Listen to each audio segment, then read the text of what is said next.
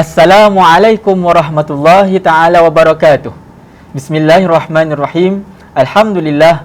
Wassalatu wassalamu ala rasulillah wa ala alihi wa sahbihi wa man walah.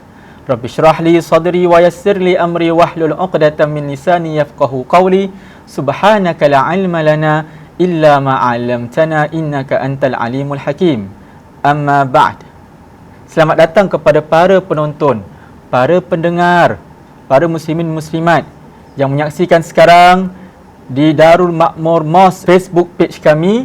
Malam ini akan ada acara yang sangat istimewa di malam Hari Raya Aidil Adha, dan marilah sama-sama kita mengambil peluang ini untuk mengucapkan kepada semua muslimin muslimat minal aidin wal faizin wal maqbulin kullu amin wa antum bi khair.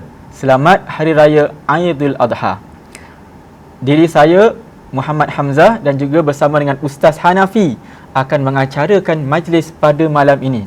Majlis yang istimewa buat semua penonton dan pendengar. Nah, apakah atur cara dan apakah tajuk kita pada malam ini? Saya mengundang Ustaz Hanafi untuk menceritakan kepada pendengar dan penonton di luar sana. Silakan Ustaz Hanafi. Alhamdulillah wassalatu wassalamu ala rasulillah wa ala alihi washabihi wa man wala. Assalamualaikum warahmatullahi taala wabarakatuh. Alhamdulillah, gembira saya pada hari ini, pada malam ini kerana sekali lagi dapat berduit bersama-sama dengan Ustaz Hamzah untuk kita mengendalikan acara pada malam ini. Sempena malam yang penuh barakah, malam Aidil Adha, yang mana disebut oleh para alim ulama malam yang mulia, yang doa kita dikabulkan, diperkenankan oleh Allah Subhanahu Wa Taala. Jadi untuk tanpa meninggalkan masa, untuk acara pada malam ini saya akan bersama Ustaz Hamzah, kita akan mengupas, menerangkan tentang isu berkaitan atau perkara-perkara yang berkaitan dengan Aidil Adha, Aidil Adha itu sendiri. Dan kita telah pun bertanyakan kepada jemaah tentang perkara-perkara yang berkaitan dengan Aidil Adha. Jadi untuk tajuk kita pada malam ini ialah pengorbanan kesusahan yang memudahkan. Pengorbanan kesusahan yang memudahkan.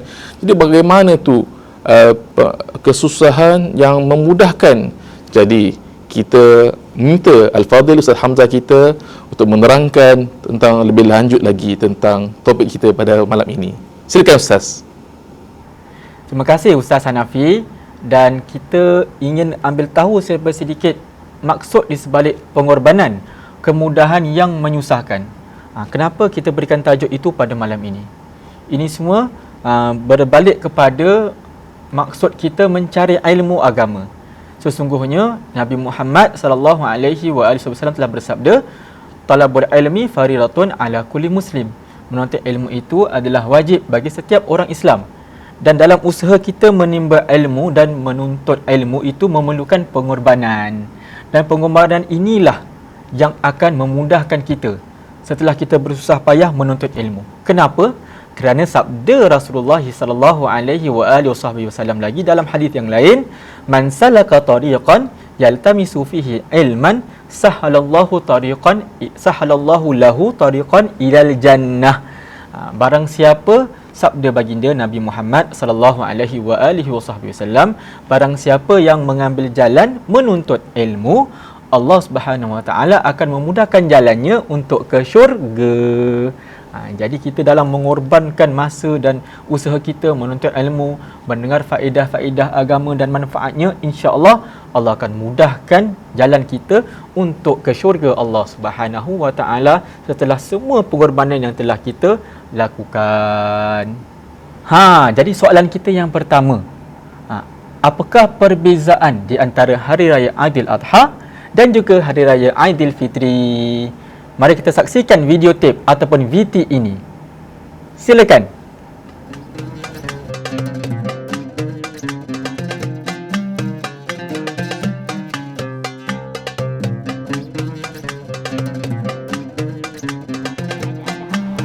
rasa macam kita sambut Aidilfitri tu, kita sebulan dah berpuasa, buat ibadah kan. Kita rasa macam bahagia sangatlah ibadah tu kita dapat buat sempurna dengan baik gitu kan. Jadi bila dah nak macam nak menjaya macam nak celebrate Hari Raya Aidilfitri tu kata macam seronok sangatlah gitu. Kalau Hari Raya Aidiladha apa nak? Hari Raya Haji tu cik rasa untuk kebanyakan untuk Hari Raya Haji, untuk orang yang dah pernah pergi haji, umrah ke, habis kita buat korban kan.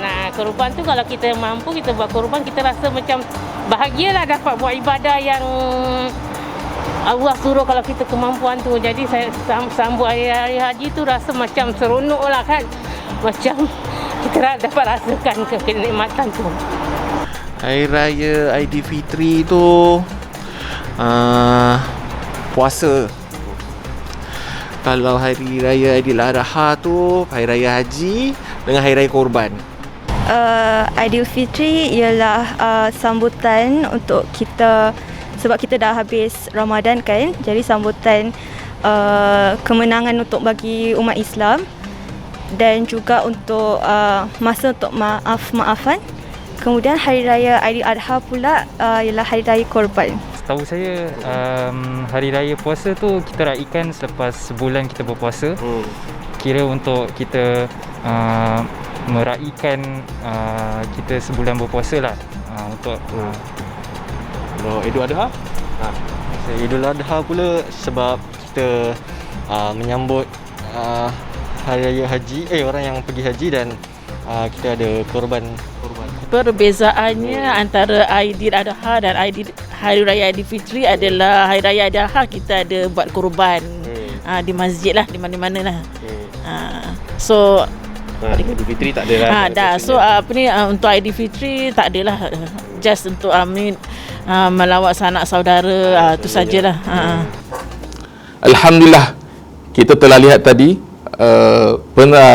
pandangan daripada jemaah kita berkaitan dengan sambutan Aidilfitri, perbezaan sambutan Aidilfitri dan juga Aidil Adha. Di sini saya ingin berkongsikan sambutan, bukan suasana tapi sambutannya sendiri, berpandukan daripada Rasulullah sallallahu alaihi wasallam, and beberapa perbezaan di sana, perbezaan Aidilfitri dan juga Aidil Adha. Pertama sekali, Aidilfitri kita sambut pada 1 Syawal, manakala Aidil Adha pula kita sambut pada 10 Zulhijjah. Itu yang pertama. Yang kedua, Aidilfitri, nama Aidilfitri dengan kata lain, segi istilah kita sendiri, istilah kita panggil juga sebut Hari Raya Puasa ataupun Hari Lebaran, ataupun Hari Raya Fitrah. Manakala segi penamaannya ataupun sebutannya, Aidil Adha kita biasanya disebut Hari Raya Korban ataupun Hari Raya Haji. Itu yang kedua. Yang ketiga, Aidilfitri ini kita raikannya sempena selepas kita berjaya melaksanakan puasa di bulan Ramadan selama 1 bulan. Manakala Aidil Adha pula kita meraikan Aidil Adha antaranya sempena kita memperingati pengorbanan baginda Nabi Ibrahim AS yang mana diuji oleh Allah Subhanahu Wa Taala untuk menyembelih anaknya, anak kesayangannya Nabi Ismail AS. Tapi ini adalah merupakan satu ujian daripada Allah Subhanahu Wa Taala dan ketaatan kepadanya, maka Nabi Ibrahim AS tetap melaksanakannya dengan juga kerelaan, disusuli dengan kerelaan anaknya baginda Nabi Ismail AS. Akhirnya Allah Subhanahu Wa Taala tukarkan kepada binatang yang dinamakan kibash, iaitu seumpama kambing. Itu yang ketiga. Yang keempat, kita disunatkan pada Aidil Adha, pada Aidilfitri, untuk kita lewatkan solat hari raya. Pada Aidilfitri kita disunatkan untuk melewatkan sedikit tentang pelaksanaan solat hari raya untuk memberi peluang mereka yang belum tunaikan zakat fitrah lagi. Manakala pada Aidil Adha kita disunatkan untuk segerakan solat Aidil Adha, kerana selepas itu kita boleh segera melaksanakan korban. Yang kelima, kalau Aidil Fitri itu dia adanya zakat fitrah. Maka negara pada Aidil Adha pula kita ada pensyariatan disunatkan untuk kita sembelihan korban. Maka yang maka saya sebutkan tadi disunatkan untuk kita lewatkan solat pada Aidil Adha, Aidil Fitri, dan untuk Aidil Adha kita disunatkan untuk segera. Dan yang terakhir sekali ialah kita pada solat Aidil Fitri, berkenaan solat, kita disunatkan untuk menjamah makanan dahulu sebelum kita pergi ke solat. Manakala pada Aidil Adha kita disunatkan untuk makan selepas sembahyang nanti. Jadi harap perkara ini jelas dan kita tahu perbezaan tentang Aidil Fitri dan Aidil Adha. Okey, sekarang ni saya ingin bertanyakan soalan seterusnya kepada jemaah. Apakah binatang-binatang yang boleh kita jadikan buat sembelihan kurban? Jadi kita lihat pada BT ini, dan kemudian seterusnya kita dengar kupasan daripada Al-Fadil Ustaz Hamzah. Falyatafaddal.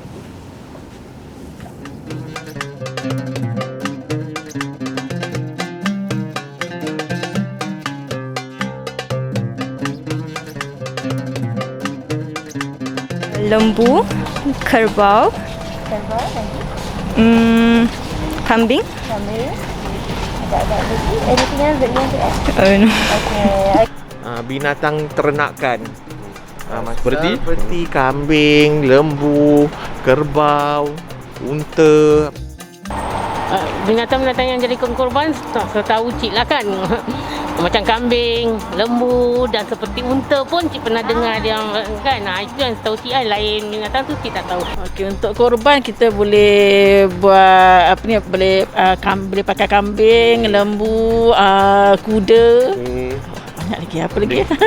Unta ada. Unta. Okey. Kambing. Kambing. Okay, setahu saya unta, lembu, kambing. Ada lagi. Itu je. Okey. Terima kasih kepada yang menjawab. Ada jawapan yang tepat, ada yang kurang tepat, tapi sama-sama kita dengarkan rumusan bagi soalan berkenaan dengan binatang-binatang ternakan yang boleh kita buat sembelih. Sebelum itu, mari kita lihat dulu hukum kita melakukan ibadah korban. Ibadah korban di dalam Islam hukumnya sunnah muakkadah. Sunnah yang sangat-sangat digalakkan. Dan hukumnya bagi orang yang mampu melakukannya adalah makruh jika dia meninggalkannya. Jadi hukumnya sunnah muakkadah, tetapi bagi orang yang tidak melakukannya dan dia mampu melakukannya, hukumnya makruh.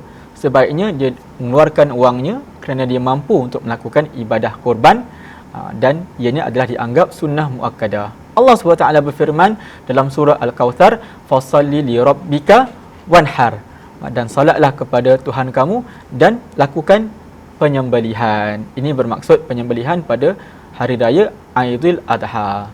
Bila kita boleh lakukan penyembelihan korban di waktu Aidil Adha ini? Sebelum kita lihat kepada jawapan soalan kita lihat dahulu tempoh dan hari-hari yang kita boleh buat korban. Kita boleh lakukan sebanyak 4 hari ibadah korban. Bermula daripada hari raya Aidil Adha, sejurus selepas solat hari raya, kita terus boleh mulakan korban sehinggalah pada hari tasyrik yang pertama, kedua, hingga hari tasyrik yang ketiga. Jadi kita ada 4 hari bermula daripada 10 Zulhijjah, hari raya Aidil Adha, hinggalah ke hari ketiga hari tasyrik yang jatuhnya pada 13 hari bulan Zulhijjah. Dan kita boleh buat sepanjang 4 hari ni, tapi boleh tak kalau kita nak korban pada waktu malam pula? Kan ada 4 hari. Ulama mengatakan kita kalau nak buat korban pada waktu malam ni hukumnya makruh, tidak digalakkan. Sebaiknya kita lakukan korban pada siang harinya. Dan ini rata-rata dilakukan oleh semua umat Islam di seluruh dunia untuk lakukan korban di siang harinya. Okeylah, kita balik kepada soalan kita ni. Soalan tentang ibadah korban ni, binatang-binatang yang boleh kita buat ibadah korban. Binatang ternakan yang mana? Yang dijawabnya sebahagian tu yang dah betul, iaitu binatang unta, kambing dan juga lembu. Ini 3 binatang yang boleh kita buat korban. Adapun kalau kuda dan sebagainya tu tidak dibenarkan untuk membuat korban. Adapun sebahagian ulama menukilkan para sahabat telah melakukan ibadah korban menggunakan kuda, binatang kuda, tetapi muktamad semua ulama mengatakan bahawasanya binatang ternakan yang boleh kita buat korban adalah 3 ini sahaja, iaitu binatang unta, kambing dan lembu. Adapun binatang unta itu umurnya mestilah unta yang sudah berumur 5 tahun masuk kepada 6 tahun. Manakala binatang lembu dan kambing pula umurnya mestilah yang sudah masuk 2 tahun, yang sudah 2 tahun masuk kepada 3 tahun. Adapun binatang kambing ada 2 jenis, ada yang kambing biasa, ada yang kambing biri-biri. Kalau ianya kambing biri-biri, memadai umur kambing biri-biri ini selama 1 tahun masuk kepada 2 tahun untuk dilakukan sembelihan untuk ibadah korban. Macam mana kita nak tahu umur-umur kambing-kambing ni ataupun lembu-lembu, unta-unta ni? Kebiasaannya penternak-penternak haiwan tersebut yang akan mengetahuilah umur-umur mereka, sama ada mereka umur binatang itu sama ada sudah menjangkau 5 tahun ataupun 2 tahun ataupun 1 tahun. Begitulah ahli-ahli dalam bidang mereka itu mengetahui akan umur-umur binatang ternakan tersebut. Terima kasih bagi yang menjawab soalan kita tu. Maka soalan seterusnya kepada Ustaz Hanafi, kita nak tahu bilakah permulaannya takbir hari raya Aidil Adha? Bila kita boleh lakukan takbir ketika hari raya Aidil Adha? Sama-sama kita saksikan DT ini terdahulu.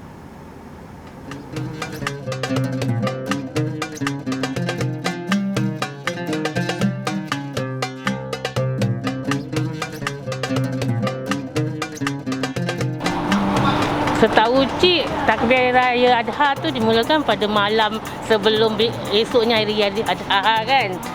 Semalam tu dah selepas maghrib kan diorang takbir. Lepas tu akhirnya sampai 3 hari setahu Cik. Kita mula bertakbir pada malam hari raya. Malam hari raya. Maknanya kalau hari raya hari ni semalamnya kita mula takbir dah malamnya. Kalau maknanya takbir kalau hari raya di Jumaat, kita takbir hari Kamisnya malam. Kamis malam betul-betul lah. Dia bermula sama juga macam hari raya puasa, selepas maghrib malam hari raya, hari haji. Dan dia berakhir selepas 3 hari dah. The third day after maghrib. Tasyrik Hari tasyrik. Hari Arafah selepas maghrib.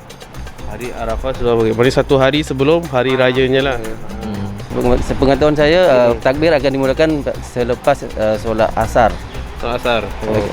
Masih malam rayanya ke atau pas asar macam besok nak raya kita asar waktu ni kita besok hari ni kita dah boleh takbir. Sebelumnya lah. Jadi tadi kita lihat tadi pendapat daripada jemaah kita berkenaan dengan bilakah kita boleh bertakbir pada hari raya Aidil Adha. Kalau kita lihat kita bersambung daripada perbezaan Hari Raya Aidilfitri dan Hari Raya Aidil Adha berkenaan takbir. Takbir kalau pada Hari Raya Aidilfitri dia bermula selepas maghrib. Selepas maghrib sehinggalah pada keesokan harinya sebelum imam naik ke mimbar. Kita boleh bertakbir yang juga dinamakan takbir tersebut ialah takbir mursal. Maksudnya takbir ini tidak ada kaitan dengan waktu, keadaan, dan dia boleh bertakbir berterusan sehingga bila? Sehingga imam naik ke mimbar. Takbir dengan lafaz-lafaz yang dituntut dalam syarak, yang disarankan dalam syarak. Manakala pada takbir pada Hari Raya Aidil Adha dia bermula mungkin orang ada keliru sedikit. Dalam mazhab Syafi'i kita, dalam mazhab Imam Syafi'i, kita memilih untuk memilih pendapat untuk memulakan takbir Hari Raya Aidil Adha bermula pada 9 Zulhijjah, iaitu pada hari Arafah selepas solat subuh. Jadi pada maknanya satu hari sebelum hari raya kita boleh mulakan kita minta takbir selepas solat subuh, tapi takbir tersebut dipanggil takbir muqayyad. Maksudnya dia berkaitan waktu. Maksudnya boleh bertakbir dengan lafaz-lafaz takbir yang tertentu, boleh dibaca selepas selesai laksanakan solat. Maksudnya subuh, zuhur, asar. Dipanggil takbir muqayyad. Kemudian selepas maghrib sehingga imam naik ke mimbar itu dipanggil takbir mursal.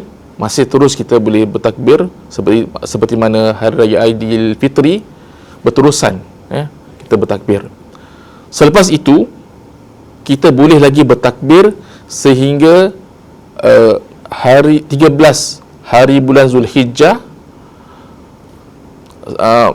pada waktu asar. Itu punya last, takbir muqayyad, iaitu selepas waktu solat kita boleh bertakbir pada hari raya kedua Aidil Adha, hari raya ketiga dan hari raya keempat Aidil Adha pada waktu asar. Itulah yang biasa dilakukan di negara kita, insya-Allah. Jadi seterusnya, semoga penjelasan ini kita boleh faham, dapat belajar sesuatu. Dan soalan seterusnya saya ingin bertanyakan, apakah maksud pengorbanan bagi anda? Jadi kita lihat pada video ini.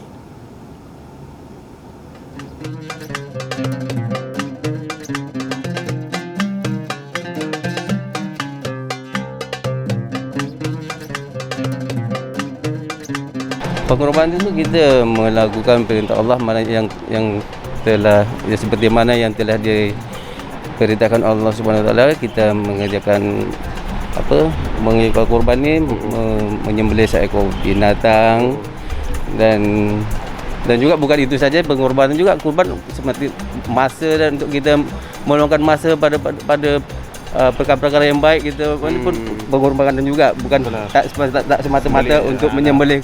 Kita tak mampu, kita membantu orang yang berkorban itu pun berkorban juga. Itu masalahnya. Untuk cik pengorbanan, jika sekiranya cik sendiri yang pengorbanan kan, jika sekiranya yang ada orang kesusahan ke apa kan, cik rasa kalau cik ada kemampuan, kenapa tidak cik korbankan sedikit wang cik pada orang yang susah ni kan. Rasanya dapat membantu cara gitu. Tapi kalau cik tak ada kemampuan keuangan, cik relalah mengorbankan masuk waktu cik untuk bantu kerja. Maksudnya kerjalah apa yang dia perlukan untuk buat sesuatu lah, cik akan bantulah itu. Pengorbanan kita boleh definisikan sebagai kemenangan kita apabila mencapai sesuatu. Dalam misal kata bulan Ramadan kita telah berjaya melakukan ibadah puasa selama sebulan berturut-turut, maka itu adalah suatu kemenangan bagi kita.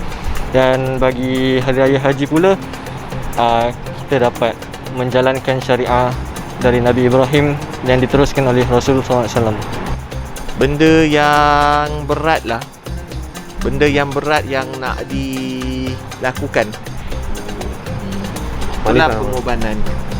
Seperti mana yang kita lihat lah, mungkin zaman Nabi tu pun dia kena sembelih tu, maknanya tu benda berat lah untuk dia. Jadi kita telah dengarkan tadi sebilangan ataupun yang sempat kita tanyakan tentang apakah pendapat anda tentang maksud pengorbanan. Jadi di sini saya ingin buat kupasan sedikit tentang makna pengorbanan. Pengorbanan ia merupakan satu istilah yang menjelaskan kesediaan ataupun penyerahan diri seorang itu tanpa sebarang paksaan. Dan korban itu sendiri, kalimah korban itu sendiri membawa maksud satu cara ataupun jalan untuk mendekatkan diri kita kepada Allah Subhanahu Wa Taala. Dan korban itu juga merupakan satu simbol kesungguhan dan keikhlasan seorang itu dalam melaksanakan ibadah. Dan ibadah ini kita boleh lihat pada dua bahagian. ibadah khusus dan ibadah umum. Contohnya berkorban mengenai ibadah khusus, berkenaan ibadah khusus ialah kita buat sembelihan. Kita buat sembelihan korban pada Aidul Adha, tepatnya pada 10 Zulhijjah, 11, 12 dan 13 Zulhijjah. Umat Islam melihat Aidul Adha, bagi umat Islam Aidul Adha merupakan ada nilai signifikan yang tinggi yang menjelaskan yang memperlihatkan pengorbanan, kesanggupan yang terpuji dan keikhlasan dalam yang mana seharusnya ada pada diri kita sebagai umat Islam.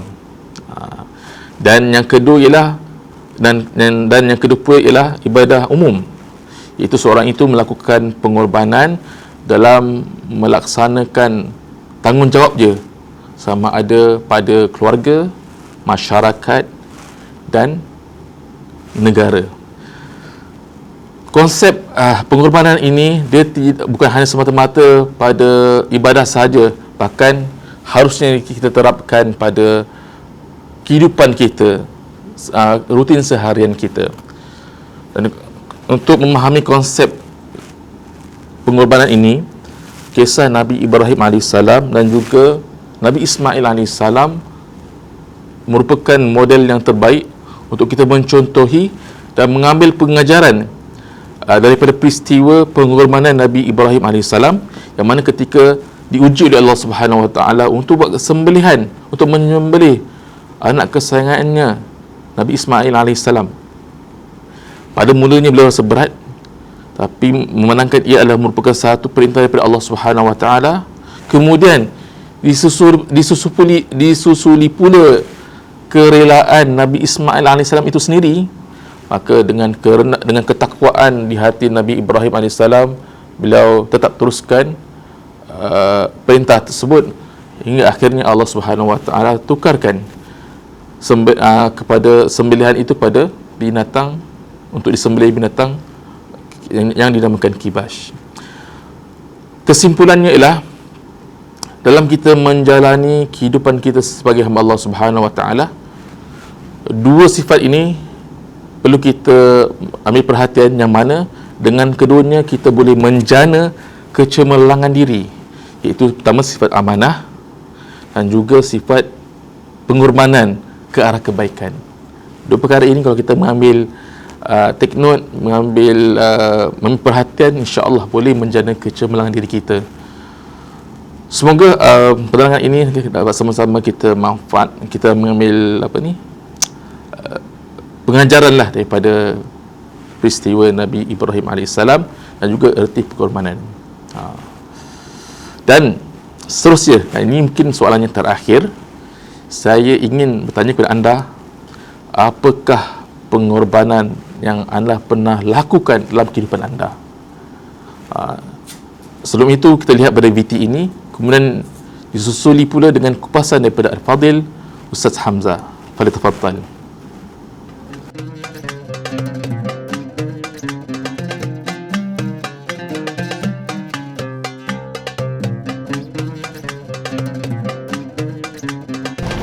Mungkin masa untuk keluarga.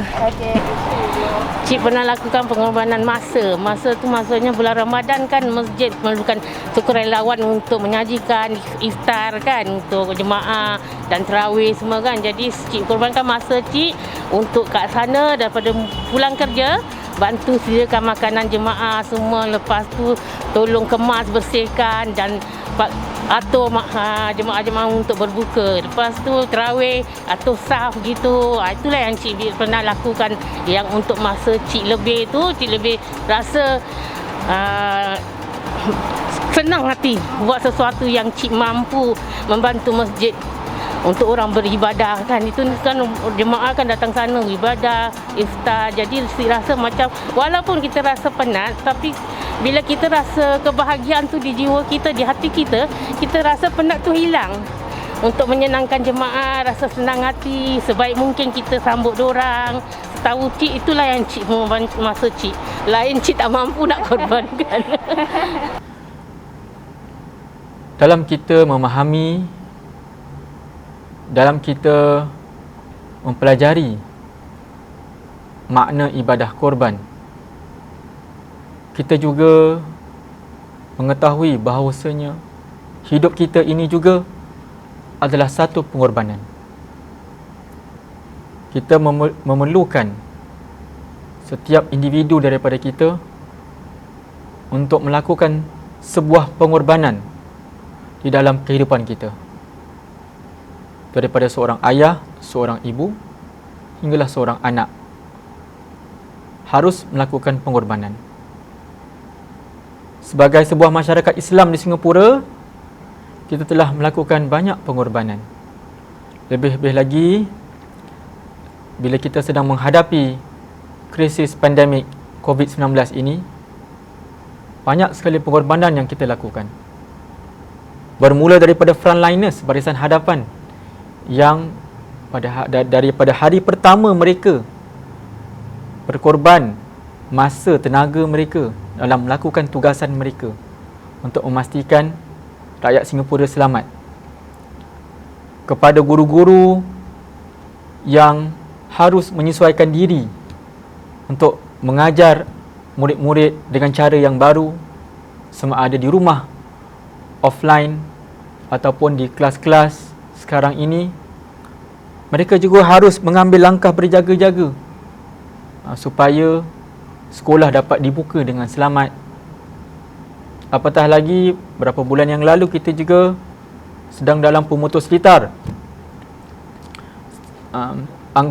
Ibu bapa juga memainkan peranan dalam melakukan pengorbanan untuk menyesuaikan diri, bekerja di rumah dan menjaga anak-anak dan memastikan anak-anak dapat melakukan HBL mereka dengan sempurna. Kita juga lihat bagaimana rakyat Islam kita melakukan satu pengorbanan yang sangat besar, iaitu dengan penutupan masjid-masjid di Singapura ketika pemutus litar berlaku pada beberapa bulan yang lalu. Kita harus berkorban dalam kita ingin sangat kembali ke rumah Allah Subhanahu Wa Taala untuk melakukan ibadah, untuk berkumpul, untuk meningkatkan kerohanian kita di masa-masa yang memerlukan sekali.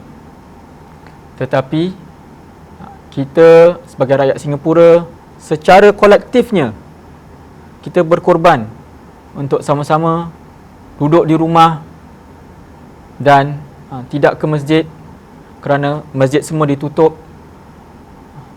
agar memastikan rakyat Singapura selamat dan kita tidak menjadi penyebab wabak ini tular luas kerana perkumpulan ramai yang tidak digalakkan sama sekali ketika wabak berlaku ini. Ini adalah satu tanggungjawab yang harus kita pikul bersama, satu kewajipan dan satu langkah yang harus kita lakukan sebagai satu masyarakat Islam untuk berkorban memastikan kita semua selamat. Ini juga adalah prinsip-prinsip Islam di mana kita harus memastikan bahawasanya kita menjauhi segala perkara yang mendatangkan musibah, mendatangkan kemudaratan kepada diri kita. Dan juga kita harus menutup ruang-ruang, pintu-pintu yang boleh membawa kepada kemudaratan dan juga kebinasaan pada diri kita. Ini adalah prinsip-prinsip Islam yang kita utamakan bila kita menghadapi krisis ini dengan penutupan masjid di seluruh Singapura. Kita juga melakukan ibadah puasa di Ramadan keseluruhannya tanpa kita dapat hadir ke rumah Allah Subhanahu Wa Taala melakukan ibadah solat tarawih bersama-sama ataupun iftar bersama-sama. Ini satu pengorbanan yang besar sekali yang harus kita lakukan, dan ini adalah bersesuaian dengan firman Allah Subhanahu Wa Taala di mana Allah Subhanahu Wa Taala berfirman dalam surah Al-Maidah ayat yang ke-32 yang bermaksud barang siapa yang menyelamatkan satu nyawa, maka seperti mana dia telah menyelamatkan seluruh nyawa umat manusia.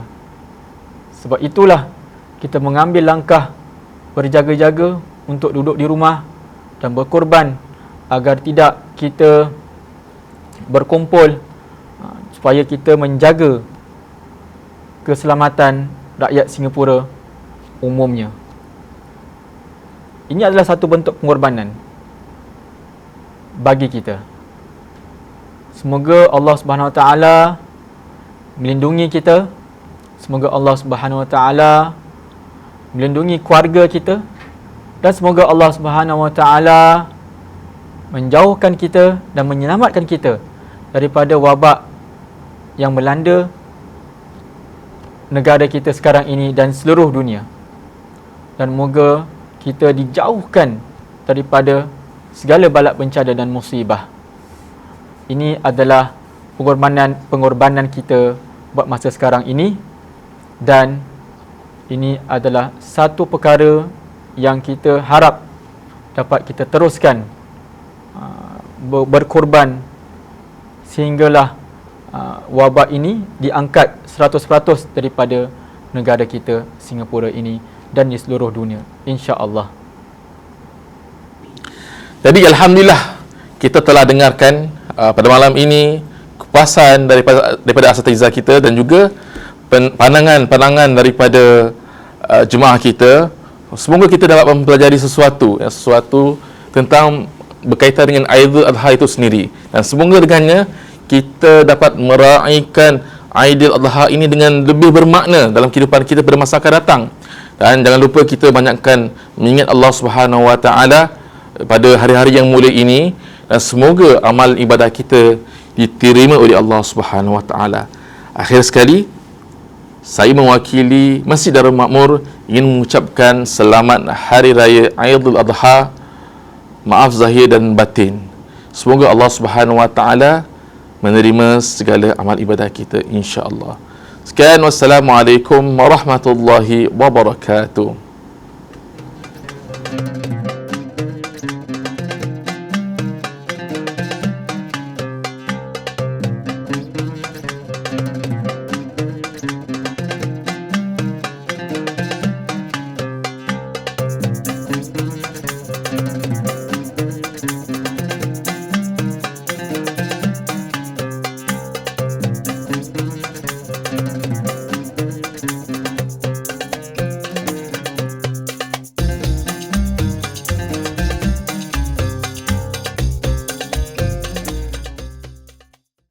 Okey pun tak okey. Dengan muka berkerut macam gitu kan, tak okey lah tu kan. Jadi pertama sekali, langkah yang pertama adalah nak kena akui, kalau masing-masing tak nak akui yang dia dah terjerit kat dia dah terpekik kat dia. Minta maaf, ada kala bukan terjerit ada kala bukan audio tau.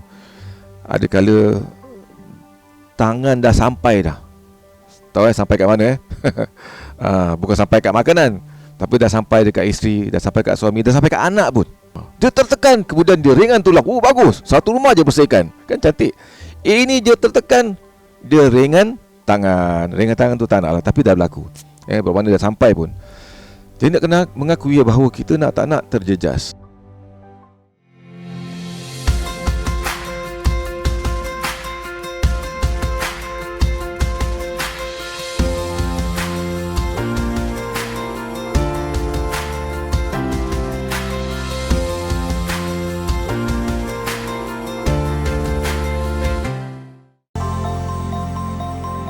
Each one of us face many levels of difficulties. Living our life as parents, living our life as children, living our life as workers, as adults, as youth, as students, even as grandparents. We cannot escape this test that leads to tensions in our relationship. Should we let it remain this way? Is there something that we can do about it? Or are things just really hopeless? In this new series organized by Darul Makmur Mosque, you may be inspired and find the first step to your solution. Let's talk about it for you.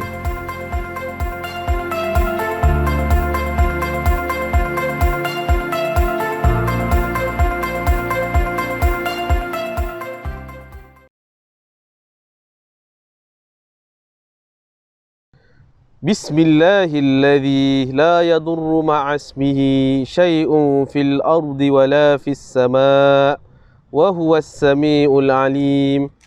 Bismillahilladzi la yadurru ma'a ismihi syai'un fil ardi wala fis sama' wa huwas sami'ul alim. Bismillahilladzi la yadurru ma'a ismihi syai'un fil ardi wala fis sama' wa huwas sami'ul alim.